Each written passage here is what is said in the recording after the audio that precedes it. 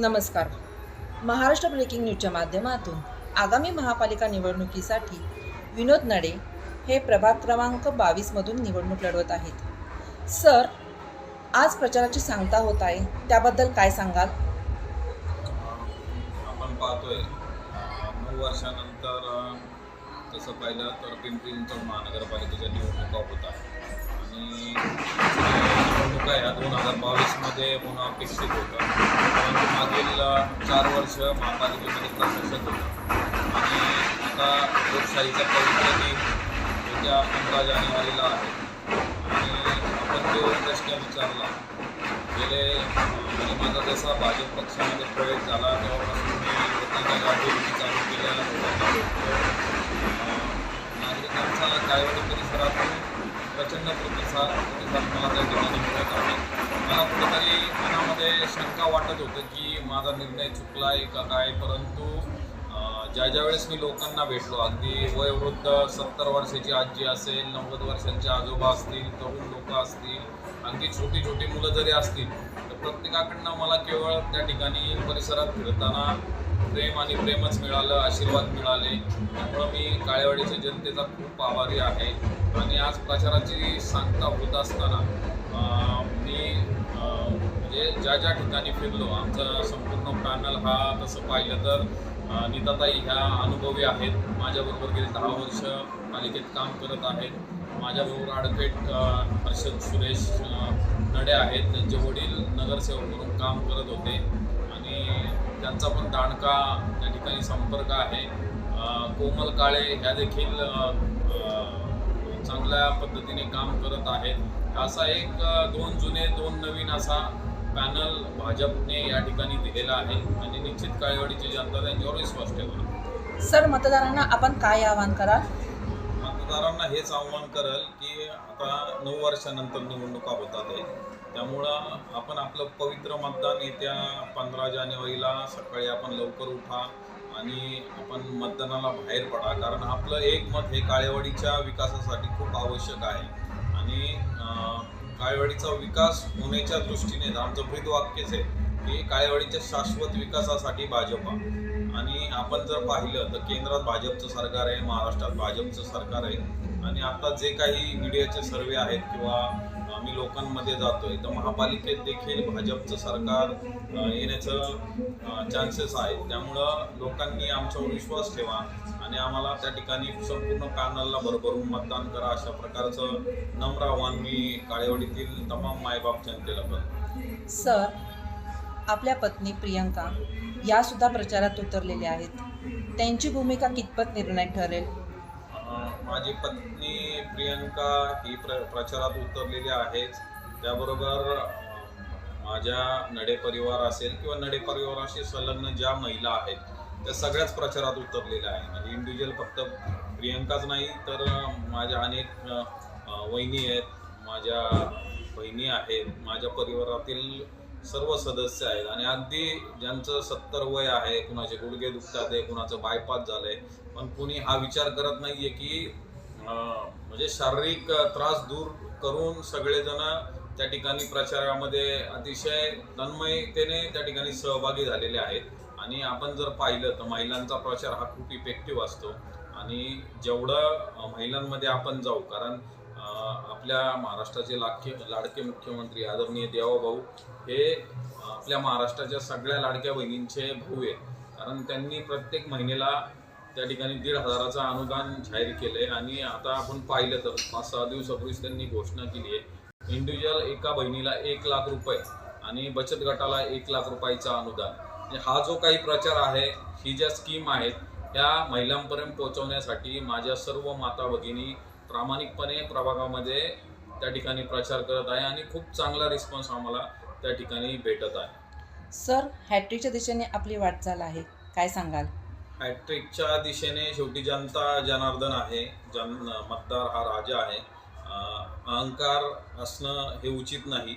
शेवटी परवा 15 तारखेला जनता ठरवेल मताच्या रूपाने आशीर्वाद देण्याच्या वेळेस की नक्की मतदान कोणाला करायचं काय. परंतु मला निश्चित मी केलेल्या कामाची आणि माझ्याबरोबर असलेला जो काही जनसमुदाय आहे, माझे कार्यकर्ते अहोरात्र त्या ठिकाणी प्रचंड प्रामाणिकपणे कष्ट करत आहेत. तर ह्या सर्वांच्या विश्वासावर मला पूर्ण खात्री आहे, माझाच नाही तर माझ्या संपूर्ण पॅनलचा त्या ठिकाणी विजय होईल अशी मला एकदम पूर्णपणे ठाम खात्री आहे. सर, पहिल्या 2 निवडणुका आपण राष्ट्रवादी पक्षाकडनं लढवल्यात. आता भाजपकडनं लढवत आहात. काय सांगाल? तसं पाहिलं तर अजितदादा, महाराष्ट्राचे उपमुख्यमंत्री अजितदादा पवार आणि माझे वैयक्तिक खूप चांगले संबंध आहेत. कारण दादा हे एक विजनरी नेते आहेत आणि त्यांचं कामाची पद्धत तुम्हाला माहिती आहे. आणि दादा म्हणजे सुखातच नाही तर दुःखातही माझ्या घरी माझी ज्यावेळेस आई एक्सपायर झाली तेव्हा मला ते भेटायला आले होते. दादांविषयी माझ्या मनात कुठलंही दुमत नाही. मी ज्या वेळेस गेलो ते त्यांनी माझं काम केलं. परंतु स्थानिक पातळीवर जे काही नेते आहेत तर त्या नेत्यांनी कायम, आता आपण जर पाहिलं तर चिंचोड विधानसभेमध्ये राष्ट्रवादीचे 3 नगरसेवक आहेत, म्हणजे संपूर्ण चिंचोड विधानसभा, आणि एक अपक्ष नगरसेवक त्या ठिकाणी आला होता.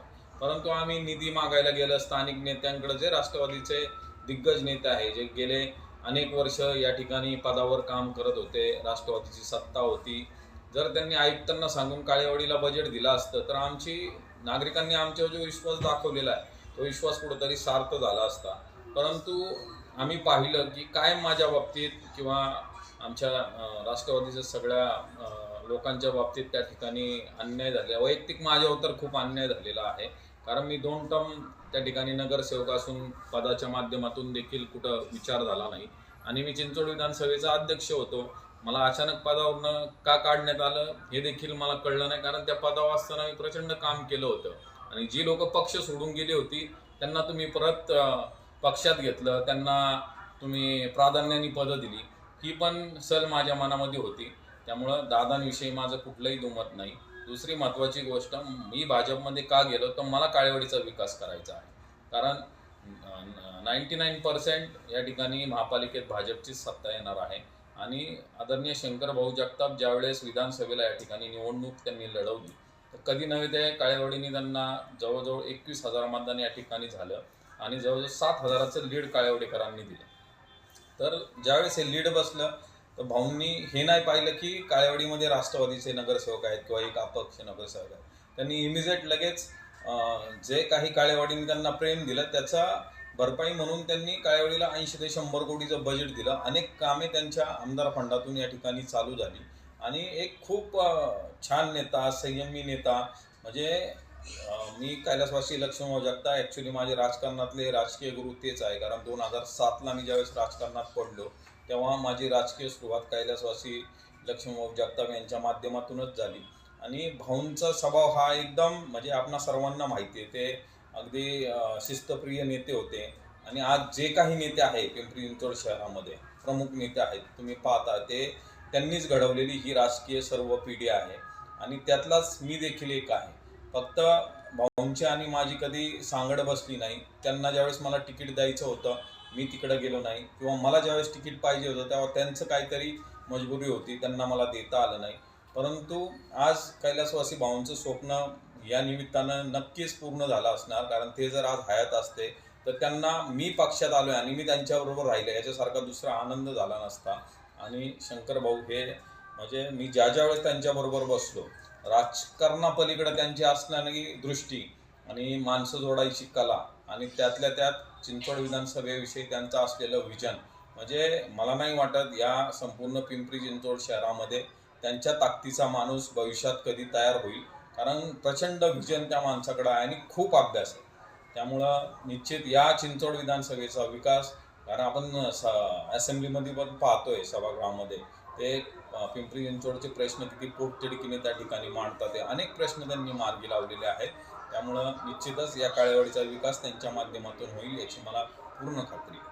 म्हणजे असं म्हणायला काही हरकत नाही की इथून पुढे काळेवाडी स्मार्ट विकास होईल? 1001% स्मार्ट विकास होईल.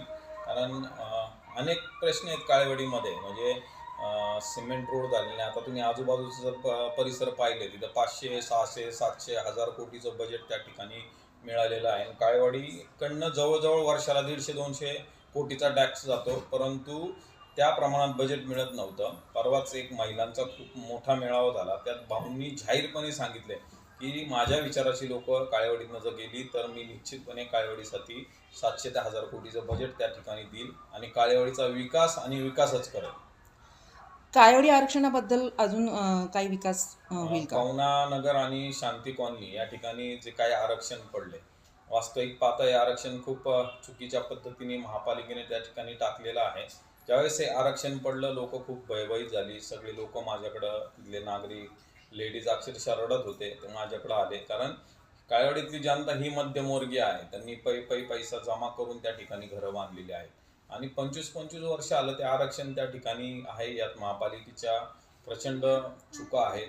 मी ज्यावेळेस हे जाहीर झालं डीपी, त्यावेळेस भाऊंना लगेच त्या ठिकाणी बोलून घेतलं, एक खूप मोठा मेळावा घेतला आणि त्यातल्या ज्या काही तांत्रिक बाबी आहेत, त्या भाऊ असेल किंवा मी असेल, माझे जुनी तिथले भाषणाचे रेकॉर्डिंग पहा.